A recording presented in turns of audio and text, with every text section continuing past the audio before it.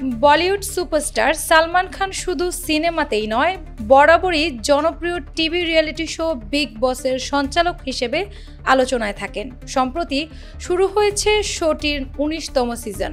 এরই মধ্যে শনিবারের পর্বটি নিয়ে শুরু হয়েছে তুমুল বিতর্ক।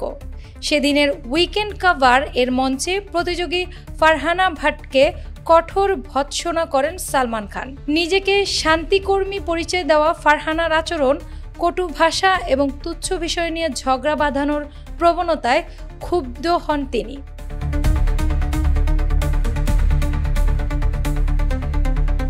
তবে আলোচনার জন্ম দেয় সালমানের একটি মন্তব্য। ফারহানাকে উদ্দেশ্য করে তিনি বলেন, যে সবচেয়ে বেশি ঝামেলা পাকাচ্ছে সেই আবার শান্তিতে নোবেল পুরস্কার চাইছে।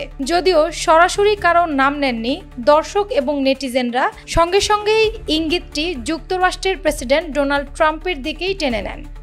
কারণ সাম্প্রতিক সময়ে ট্রাম্প নিজেকে আন্তর্জাতিক দ্বন্দ্ব মীমাংসাকারী হিসেবে তুলে ধরেছেন, কখনো ভারত পাকিস্তান, কখনো বা ইসরায়েল ফিলিস্তিন। অথচ সংশ্লিষ্ট পক্ষ বারবার তার এসব দাবি প্রত্যাখ্যান করেছে। তারপরও সমর্থকেরা ট্রাম্পকে নোবেল শান্তি পুরস্কার দেওয়ার দাবি জানিয়ে আসছেন।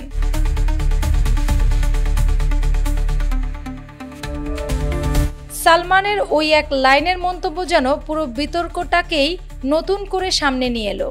এপিসোড প্রচারিত হওয়ার পর মুহূর্তেই ভাইরাল হয়ে যায় ক্লিপটি।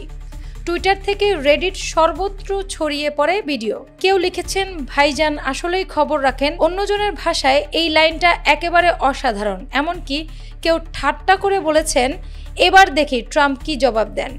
অ্যানি আক্তার, বাংলা বাজার পত্রিকা।